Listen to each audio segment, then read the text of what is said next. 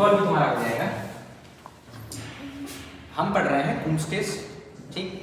कुम्स test करते हैं haemolytic disease of newborn के लिए, ठीक। हीमोलाइटिक डिजीज ऑफ न्यूबॉर्न कब होता है? जब मदर RH नेगेटिव हो और बेबी RH पॉजिटिव हो। उस कंडीशन में बर्थ के बाद जो मदर के अंदर RH एंटीबॉडीज है वो चला जाएगा बेबी के अंदर, ठीक है। वो है IgG एंटीबॉडीज, ठीक। क्योंकि प्लेसेंटा को क्रॉस करता है केवल IgG एंटीबॉडी, तो IgG एंटीबॉडी चला जाता है मदर के अंदर, बेबी के अंदर, और वो IgG एंटीबॉडीज उस बेबी के RBC से अटैच होता है, जिसके वजह से उसका RBC का डिस्ट्रक्शन शुरू हो जाता है, ठीक। उस कंडीशन में हम कुम्स टेस्ट करते हैं। दूसरा रीजन है AIHA, auto immune haemolytic anaemia की वजह से। अगर तुम्हारी बॉडी में ऑटो एंटीबॉडीज बन गई है किसी ऑटो इम्यून डिसऑर्डर डिजीज की वजह से, तो वो ऑटो एंटीबॉडीज आगे RBC को हमारे डैमेज करने लगता है, RBC से बाइंड होकर डैमेज करने लगता है। उस कंडीशन में भी हम कुम्स टेस्ट करते हैं, ठीक। तीसरा जो रीजन है करने का कुम्स टेस्ट वो है drug induced haemolytic anaemia. Drug induced haemolytic anaemia, drug induced का मतलब अगर किसी मेडिसिन को, ड्रग्स को ले रहे हो, कंटिन्यू लिए जा रहे हो उसको, ठीक, तो वो ड्रग्स क्या करता है? RBC से आके बाइंड कर जाएगा, ठीक है। और RBC से बाइंड कर जाएगा तो RBC को डिस्ट्रक्शन करने लगता है, ठीक है। इस वजह से भी पेशेंट के RBC का डिस्ट्रक्शन होने लगता है, जिसकी वजह से हेमोलिसिस होने लगती है बॉडी में। उसको भी डिटेक्ट करने के लिए हम कुम्स टेस्ट करते हैं, ठीक है। तीसरा है ट्रांसफ्यूजन रिएक्शन। ट्रांसफ्यूजन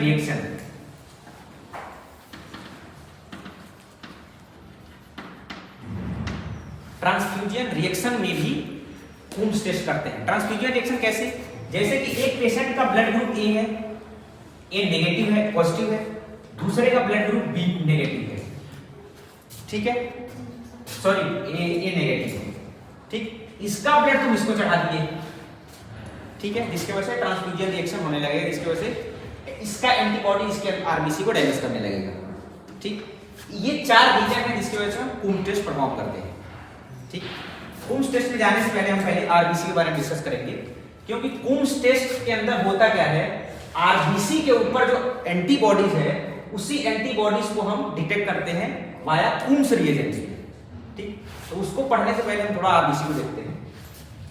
ये 2 RBC है, ठीक। इस RBC के ऊपर नेगेटिव चार्ज होते हैं, ठीक। इस नेगेटिव चार्ज होने की वजह से RBC एक दूसरे RBC को रिपेल करता है। एक RBC दूसरे RBC से चिपकता नहीं है, ठीक है। और नहीं चिपकता है तो कितना दूर भागता है, ये भी सवाल पैदा हो रहा है। अगर नेगेटिव चार्ज होने की वजह से एक RBC दूसरे RBC से अगर बाइंड नहीं कर रहा है तो कितना दूर भाग रहा है, ठीक। तो एक RBC और दूसरे RBC की जो बीच की डिस्टेंस होती है वो 25 नैनोमीटर, 25 नैनोमीटर होती है, ठीक। और ये जो 25 नैनोमीटर हुआ RBC नेगेटिव चार्ज होने की वजह से, इसी नेगेटिव चार्ज को हम जीटा पोटेंशियल भी कहते हैं, सॉरी जीटा पोटेंशियल भी कहते हैं। तो सवाल ये है कि जीटा पोटेंशियल की वजह से एक RBC दूसरे RBC को रिपेल करता है, दूर भागता है। कितना दूर भागता है? 25 नैनोमीटर, ठीक है। अब देखो इस कुम्स टेस्ट के अंदर RBC के ऊपर एंटीबॉडी डिटेक्ट करते हैं, वो 2 तरह का डिटेक्शन होता है, 2 तरह के एग्लूटिनेशन होते हैं उसमें। एक तो कंप्लीट एग्लूटिनेशन और दूसरा होता है इनकम्प्लीट एग्लूटिनेशन, उसको मैं यहाँ लिखा नहीं हूँ, ठीक।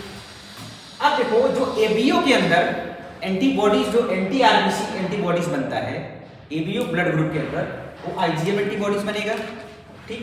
और जो RH के एंटीजन के खिलाफ जो एंटीबॉडीज बनती है बॉडी में, वो IgG एंटीबॉडीज बनती है।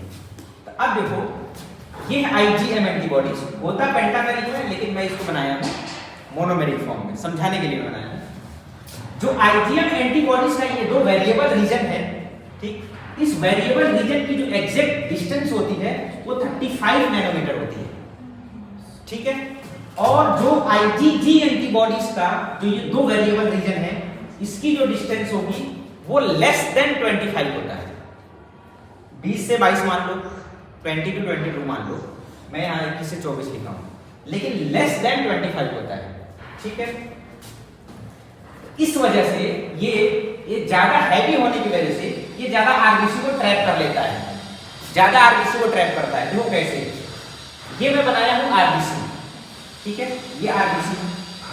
इस आरबीसी में आईजीएम एंटीबॉडीज हम मिक्स डालें, तो एक आईजीएम, ये आईजीएम एंटीबॉडीज है।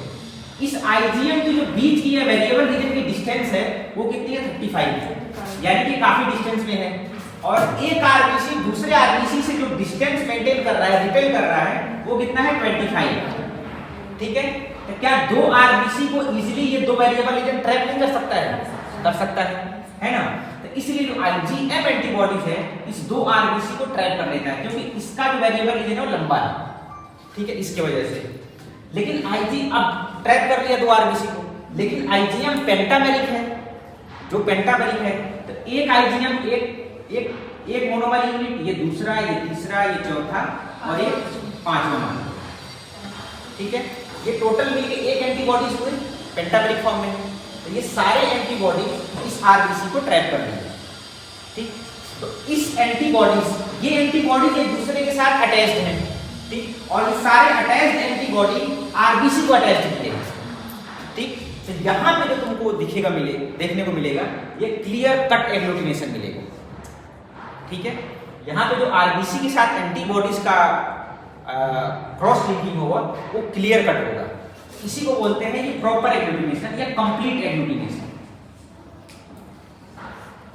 ये कंप्लीट एग्लूटिनेशन है। ठीक, दूसरे केस में क्या होता है, आरएच के केस में क्या होता है, इस एंटीबॉडी के केस में, इस आरएच एंटीबॉडीज का जो एंटीबॉडीज है दो वेरिएबल के लेस देन 25 है, 25 से कम है। ठीक, जब ये आरबीसी है, ये तीन आरबीसी है, जब इस आरबीसी के ऊपर RH antibodies, sorry IgG antibody जब इसके आगे बाइंड करेगा, ठीक है, ये एंटीबॉडीज का एक वेरिएबल रीजन तो बाइंड कर लेगा इस आरबीसी से, लेकिन एक वेरिएबल रीजन बाइंड नहीं कर पाएगा, क्योंकि आरबीसी दूर है और ये वेरिएबल रीजन का डिस्टेंस कम है, जिसके वजह से ये केवल एक ही आरबीसी को बाइंड कर पाएंगे, दूसरे आरबीसी को बाइंड नहीं कर पाएंगे।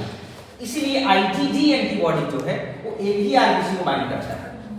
ठीक, तो ये अगर देखो, अब इनके बीच में कोई एंटीबॉडीज का क्रॉस लिंकिंग नहीं हुआ, इनके अंदर कोई एंटीजन का क्रॉस लिंकिंग नहीं हुआ। ठीक है, जब क्रॉस लिंकिंग एंटीबॉडीज का नहीं होगा तो उस कंडीशन में उसको एंटीबॉडी एग्लूटिनेशन रिएक्शन नहीं बोलेंगे, पार्शियल एग्लूटिनेशन होगा। ठीक है, तो इसीलिए जब आरबीसी इस एंटीबॉडीज के साथ बाइंड रहता है, ठीक, और प्रॉपर क्रॉस लिंकिंग नहीं करता है, क्रॉस लिंकिंग नहीं करता है, तो उसको सेंसिटाइज्ड आरबीसी बोलते हैं। ठीक है, तो ये सेंसिटाइज्ड आरबीसी, इसी आरबीसी को हमें डिटेक्ट करना है कूम्स टेस्ट के अंदर। दो आरबीसी है, ये जो दो आरबीसी, इन दोनों के पास नेगेटिव चार्ज है। ठीक, इस नेगेटिव चार्ज और नेगेटिव चार्ज होने की वजह से एक दूसरे को रिपेल कर रहे हैं, और उसी प्रोसेस को हम बोलते हैं जीटा पोटेंशियल। ठीक है, तो ऐसा होता है कि कई सारे ऐसे रीजन हैं या ऐसे कई सारे केमिकल्स हैं जो इस नेगेटिव चार्ज को न्यूट्रलाइज कर देते हैं, जिसके वजह से आरबीसी एक दूसरे के पास आ सकता है। ठीक है, तो वो कौन सा ऐसा कंडीशन है या कौन से कॉम्प्लिकेशंस हैं जिसके वजह से ये नेगेटिव चार्ज न्यूट्रलाइज हो जाएगा, जिसकी वजह से आरबीसी नजदीक आने लगेंगे, जिसकी वजह से कई सारे बीमारी देखने को मिल सकती है, कई सारे आरबीसी के अंदर, ब्लड के अंदर वेरिएशन देखने को मिल सकते हैं। तो क्या ऐसे कौन से ऐसे पार्टिकल्स हैं जो इस नेगेटिव चार्ज को न्यूट्रलाइज कर देते हैं, जिसकी वजह से आरबीसी की जो डिस्टेंस है वो कम होने लगती है, क्योंकि जितना नेगेटिव चार्ज को रिमूव करोगे उतना आरबीसी का डिस्टेंस कम होते जाएगा। ठीक है, तो ये वो फैक्टर हैं जो नेगेटिव चार्ज को न्यूट्रलाइज कर देते हैं।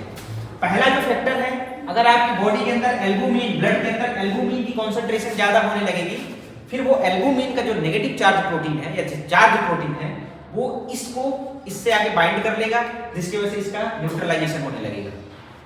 ठीक है, इसके नेगेटिव चार्ज कम होने लगेंगे।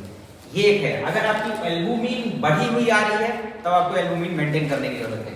एल्बुमिन के बहुत सारे फंक्शन है, ऑस्मोसिस करवाता है ब्लड कैपिलरीज के अंदर, लेकिन एक ये भी फंक्शन है। दूसरा है लो आयनिक स्ट्रेंथ सॉल्यूशन। अगर कम आयन वाले सॉल्यूशन को अगर डालते हो ब्लड के अंदर, तब इस आरबीसी के नेगेटिव चार्ज को रिपेल कर सकता है। इसलिए जब बोतल तक चढ़ाया जाता है तो उसमें NaCl डाला जाता है, ठीक है, कि प्रॉपर आयन कॉन्सेंट्रेशन बना रहे। तो अगर लो आयनिक कंसेंट्रेशन डालते हो तब आपका नेगेटिव चार्ज यहाँ न्यूट्रलाइज हो सकता है। दूसरा है पॉलीकटायन। अगर ज्यादा अमाउंट में कटायन डालते हो वो उस समय आरबीसी के नेगेटिव चार्ज को न्यूट्रलाइज कर सकते हैं, ठीक है, जिसकी वजह से नेगेटिव चार्ज कम होंगे। तीसरा जो चौथा जो प्रोडक्ट है इसमें जो अफेक्ट करता है वो है proteolytic enzyme. Proteolytic enzyme, proteolytic enzyme में स्पेशली जो एंजाइम है वो है ट्रिप्सिन। ट्रिप्सिन जो एंजाइम है वो नेगेटिव चार्ज को कम कर सकता है आरबीसी के। तो ये वो फैक्टर्स हैं जो एक आरबीसी के नेगेटिव चार्ज को कम कर सकते हैं, जिसकी वजह से जीटा पोटेंशियल कम होगा, जिसकी वजह से आरबीसी एक दूसरे से चिपक सकते हैं। इसलिए इस फैक्टर को मेंटेन करके रखना है, ठीक। अब हम चल रहे हैं देखते हैं डायरेक्ट कूम टेस्ट क्या होता है। डायरेक्ट कूम टेस्ट में क्या डिटेक्ट करते हैं? डायरेक्ट कूम टेस्ट के अंदर डिटेक्ट करते हैं detection of anti RBC antibodies directly with anti human globulin antigen के थ्रू, ठीक है। उसमें क्या करते हैं, पहला जो सैंपल लेंगे टेस्ट करने से पहले टेस्ट ट्यूब लेंगे, ये वो टेस्ट ट्यूब है, वो हमारा पॉजिटिव कंट्रोल है, वो तुमको सवाल बताना है कैसे होता है। ये हमारा टेस्ट ट्यूब है, इस टेस्ट ट्यूब में हम 5% सेल सस्पेंशन, ठीक है। सेल सस्पेंशन में क्या होगा, ये वाली आरबीसी सेंसिटाइज्ड आरबीसी जिसको मैं बताया, ये सेल सस्पेंशन लेंगे, 5% बनाएंगे, ऑलरेडी हम लैब में बना चुके हैं कैसे सेल सस्पेंशन बनाते हैं, ठीक। दूसरा डायरेक्ट डाल देंगे सेल सस्पेंशन, इसके अंदर सेल सस्पेंशन जो 5% लेंगे वो सेल सस्पेंशन डाल देंगे, 50 से 100 माइक्रोलीटर ले सकते हैं सेल सस्पेंशन, ठीक है, आरबीसी का। देन उसके बाद हम ऐड करेंगे Coombs reagent, direct Coombs reagent EHG reagent add करेंगे, ठीक। तो ये जो देखो जो सेल सस्पेंशन जो ऐड किए हैं उसमें क्या है आरबीसी, और आरबीसी के साथ ऑलरेडी IgG एंटीबॉडीज लेबल्ड है, ठीक है ना, एंटीबॉडी लेबल्ड है, लेकिन इस एंटीबॉडी और इस एंटीबॉडी से क्रॉस लिंकिंग नहीं है, जिसकी वजह से एग्लूटिनेशन नहीं शो हो रहा है, ठीक है। यानी कि ये वाला यहां से लेके ये जो आरबीसी के साथ एंटीबॉडीज है ये सेंसिटाइज्ड आरबीसी है, इसी सेंसिटाइज्ड आरबीसी को हमें डिटेक्ट करना है। तो जो या सेल सस्पेंशन में ऑलरेडी होता है, इसको हम डाल दीजिए, इसके ऊपर से डालेंगे डायरेक्ट कूम्स रिएजेंट, इसको AHG रिएजेंट बोलते हैं, और वो कूम्स रिएजेंट्स के अंदर भी IgG एंटीबॉडीज होगा, IgG एंटीबॉडीज, वो IgG एंटीबॉडीज इस एंटीबॉडीज के FC पोर्शन से बाइंड करेगा, यानी कि ये एंटीबॉडीज एक FC पोर्शन में बाइंड कर लेगा एक एंटीबॉडीज के, और ये इसका ये जो रीजन है ये दूसरे एंटीबॉडीज के FC पोर्शन से बाइंड कर लेगा। तो ये एंटीबॉडीज ने इस इन दोनों एंटीबॉडीज को इस एंटीबॉडीज ने क्रॉस लिंक करवा दिया, ठीक है ना। और जब क्रॉस लिंक होगा तो क्रॉस लिंकिंग को ही बोलते हैं एग्लूटिनेशन, ग्लूड टुगेदर, ठीक है। ये हमें पॉजिटिव दिख जाएगा, ये है डायरेक्ट कूम्स टेस्ट। एक चीज और मैं मेंशन करूंगा यहाँ, डायरेक्ट कूम्स टेस्ट अगर पॉजिटिव आता है तो इसका मतलब ये नहीं कि उस पेशेंट को ऑटो इम्यून हेमेलिटिक एनीमिया है, ठीक है।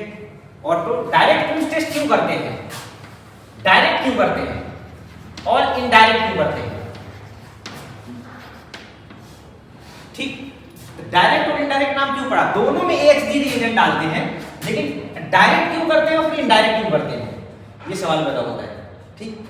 अब देखो डायरेक्ट इसलिए करते हैं, डायरेक्ट कूम्स टेस्ट के अंदर उस एंटीबॉडीज को डिटेक्ट करेंगे जो एंटीबॉडीज ऑलरेडी एंटीजन से अटैच्ड रहेगा।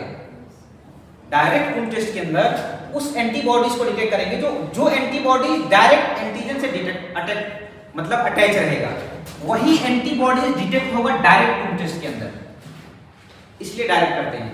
और इनडायरेक्ट क्या करते हैं, इनडायरेक्ट में क्या होता है, जो आरबीसी से अटैच रहेगा वो भी एंटीबॉडीज डिटेक्ट होगा, और जो ब्लड के प्लाज्मा में फ्लोट कर रहा है इस आरबीसी के खिलाफ एंटीबॉडीज वो भी उसमें डिटेक्ट हो जाता है। तो जो इस डायरेक्ट में क्या होगा, केवल आरबीसी के ऊपर एंटीबॉडी जो रहेगा वही डिटेक्ट होगा, लेकिन इनडायरेक्ट के अंदर आरबीसी के ऊपर एंटीबॉडी रहेगा वो तो डिटेक्ट होगा ही होगा, ठीक है, लेकिन जो प्लाज्मा के अंदर फ्लोट कर रहा है एंटीबॉडी, ठीक है, ये भी डिटेक्ट होगा, ठीक है। इसीलिए डायरेक्ट और इनडायरेक्ट साथ में करते हैं, पहला रीजन। दूसरा रीजन, अगर इन केस डायरेक्ट पॉजिटिव आ गया, इन केस अगर डायरेक्ट पॉजिटिव आ गया और इनडायरेक्ट नेगेटिव आया, ठीक है, इसका मतलब ये नहीं उस पेशेंट को ह्यूमिडिटी की एनीमिया है, इसका मतलब बिल्कुल नहीं कि उसको ह्यूमिडिटी की एनीमिया है। ठीक है, अगेंस्ट में आरबीसी के अगेंस्ट में एंटीबॉडीज बन गए होंगे कुछ अमाउंट में, लेस अमाउंट में, जो लेस हिमोलिसिस करवाएंगे, ज्यादा नहीं, ठीक है, फिर बाद में वो ठीक भी हो जाता है, नॉर्मली धीरे धीरे वो कवर कर लेता है। इसलिए पॉजिटिव, अगर ये पॉजिटिव आ गया तो डायरेक्ट टेस्ट करना जरूरी है, अगर यही नेगेटिव आ गया तो इसको करने की जरूरत नहीं है। ठीक है, कोई सवाल कोई डाउट पूछो इसमें। इनडायरेक्ट हीमोग्लोबिन कल, इनडायरेक्ट टेस्ट कल पढ़ेंगे।